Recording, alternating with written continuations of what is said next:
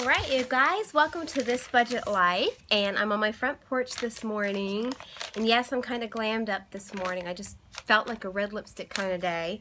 So anyway, today's video is about how to beat budget burnout. And if you would have told me a couple of months ago that I would be doing a video about this, I would have totally not believed you, because doing a budget was really one of the best things we've ever done for our family. It's been a security thing. It has been a relief knowing we finally have a plan. And so the idea that we would somehow get tired of this was pretty foreign to me. Even watching everybody else's videos, I just felt like maybe they're having burnout because they've just been in it for so long. But we're approaching the 1-year mark, and I would say that this past month has been the first month that we really have struggled with budget burnout. There's been a little bit of extra spending that we didn't plan on, and luckily we've been able for the most part to work it into our budget. But honestly, we had to make a few changes. So these are my tips, and also the change that we made that I think that's going to help us going forward. Budget burnout can happen when you are not realistic with your budget. So my first tip is to be realistic. And I feel like we've done that. We are aware of what our family truly does need to survive and to be adequately provided for. But not everybody is. When you are so laser focused or gazelle intense on getting out of debt, sometimes you can tighten your belt to the point where you can't breathe, or your family can't. So be realistic with long-term functioning. You might be able to survive as a family of 4 on a $200 grocery budget for a month, but once you've emptied your pantry and your freezer, going forward, you're probably going to have to adjust that a little bit. So be realistic about your goals, your budget envelopes, and the amounts that you've set. Have some short-term goals. So although we all want to get the end of the baby step 2, ours is like we've got another 20 grand to pay off yet. It's going to be a while. Having short-term goals like rewarding ourselves with a movie or something that we pay for out of our date night envelope is going to give us little bursts of joy before we finally get to the whole debt-free scream in Nashville at Dave Ramsey's studio. So have short-term goals that give you joy, that keep you fueled and keep you going. Have fun money. Sorry, I have red lipstick on, and I'm kind of stressed that it's going to show up on my teeth in the middle of this video. Have fun money or a budget burnout envelope, and this is the change that we made.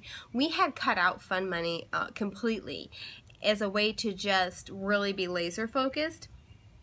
And we haven't instituted fun money again. We realized we do need a little wiggle room, especially towards the middle or end of the month. It can get a little stressful. And so what we've done is we're setting aside $100 a month in a budget burnout envelope. And what we decided is that if we're going to use it, we'll talk to each other about it first. So it's a little different than fun money. There's a little more accountability there. But if I'm exhausted and, and I've had a bad day with my fibromyalgia, and James is stressed out from work, we have an envelope we can go to order pizza if neither one of us feels like cooking, or whatever it may be. It may be a treat. It may be a caramel frap at McDonald's. I love caramel fraps, McDonald's, Starbucks, wherever.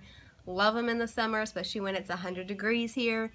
Whether it's James wanting to go get some barbecue buffet for lunch or whatever it is, we'll talk to each other so that we don't overspend out of that as well, but it's going to give us a little bit more wiggle room. I don't necessarily plan on using it every single month, so if it rolls over, it rolls over, and we can, if we want to, at the end of the month, if we haven't touched it, throw it at our debt. But it's there, and just kind of that knowing in your mind that you have something there for those is a huge relief. It also takes a lot of the guilt of those little extra expenditures that we have that we didn't plan for, or we know we don't have in the budget. It takes the guilt away. We're all adults here. We shouldn't feel guilty for financial choices we're making unless they're really bad. But just getting an extra coffee here and there, we should be able to work that into our budgets without feeling too badly about ourselves. Another one is to do free or almost free things out of the house. This is one that is harder for me with my limitations with fibromyalgia. I just don't like to go out of the house that much. But when I do, it's so rewarding. I kick myself for not doing it more. So go to the library. We have a state park near us as well that we just went to for Father's Day. We just brought some KFC that we paid for out of our holiday envelope. Brought it to the park, which was free. The kids went fishing. We hiked trails. They played on the playground. We sat around and talked with family. And other than the food didn't cost us anything. And if you pack a picnic lunch, it's really going to be budget friendly. And we soaked up some sun, and it was just really nice. And I was sitting there going, you know, why don't we do this more often? Sometimes it's just because we're too lazy to get off of our butts and do stuff. Excuse the word butts in a Christian video. But really, sometimes that's why. We don't realize how much energy we're losing by not getting out of the house and getting out in the sun and just getting some off time away from the daily grind of budgeting and cleaning and laundry. And sometimes we just need a break. And there are free and budget-friendly ways to do that. What are your free and budget-friendly ways of getting out of the house and just relaxing and breaking from the monotony so that you don't get budget burnout? I want to know. The more ideas, the better, because we're in this for the long haul. Let's see. Oh, one thing that is helpful to me is watching Debt-Free Screams. I love watching the Debt-Free Scream playlist on Dave Ramsey's channel. And also the other budget... Oh, I cannot speak English today. Watching the other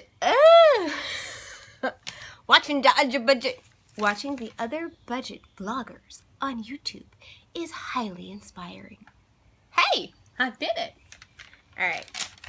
But that isn't what is relaxing for everybody. My husband doesn't like watching the Debt-Free Screams. He feels like we're so far away still at this point that it's just stressful. It's just a reminder that it's going to be a while till we get there. Whereas it keeps me motivated, it's just kind of discouraging for him. So that's fine. If Debt-Free Screams don't work for you, watch something else. Watch travel videos. If your goal is to travel, go on a cruise, whatever, watch those things that inspire you to stay gazelle intense and focused on your goal.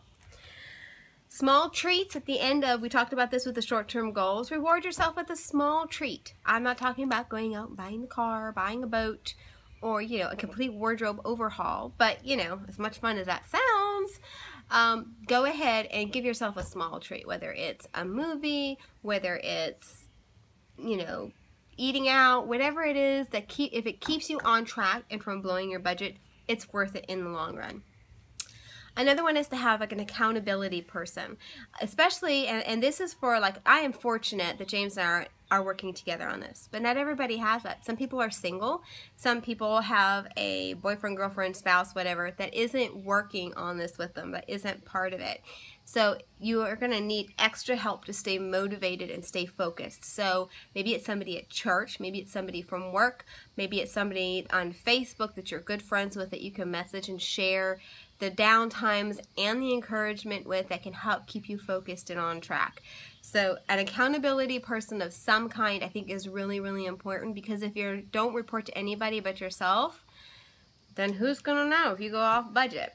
And part of that, I think, is why the YouTube budget community is so popular. It gives all of us that are in baby step 2, and even in the other baby steps, somebody else to go through this with. And I love that. I love that you guys are sharing your journeys and what you're planning on doing, the videos you want to make, and stuff that keeps you motivated. I feel like all of us are like this huge extended family cheering us on. It's like one of the best parts about YouTube. All right, so the last one that I have on here is to have some grace and forgiveness for yourself. Don't let yourself be overloaded with guilt. Realize that we're human and we're going to make mistakes. And as long as they're, you know, reasonable ones, which for the most of us in this step, we're not going to make drastic mistakes. We're not going to open another credit card. We're not going to fill up the ones that we're trying to pay off. There are going to be small things.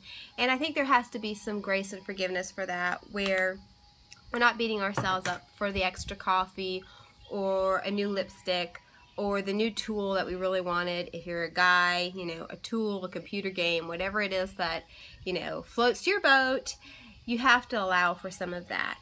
And there has to be forgiveness. As one of my favorite characters in literature said, tomorrow is a fresh new day with no mistakes in it. And it's always that way. That being said, expect that you will make some mistakes, but that you're a big girl, a big boy, you can pull yourself up out of those. And maybe if you find yourself consistently making mistakes in one area, like buying clothes, I keep saying coffees, like it's, and you can tell I'm a little obsessed with coffees lately. Whatever it is, budget it into your fun money, create a burnout envelope, and give yourself some grace and some forgiveness. The whole world isn't going to end because you spent $5 extra on something, or you had rice, beans, and something else in your grocery budget, whatever it may be. Share down below what your budget burnout tips for beating that is. I would love to hear them. I think it's a great support avenue. And like and subscribe. I want to keep these videos coming, and it's so motivating to see all of the new subscribers that we've gotten in the last couple weeks. It took us about 7 weeks to get to 100 subscribers, and 2 weeks that we're headed towards 400 as of this video's taping. It's really exciting for a brand new channel. So hi to all the new subbies. Please let me know if there are videos that you would like to see, topics you're interested in discussing. I want to keep this channel relevant for what's going on in your lives and what you're interested in, as well as ours. And I hope in the future here to shortly have a detailed budget breakdown video where we go step by step on how to start creating your own first budget. It's going to take a little bit of getting the kids out of the house so it's quiet and different things, but keep an eye out for that. And like I said, let me know if there's anything you for sure would like to see, and I will see you later this week.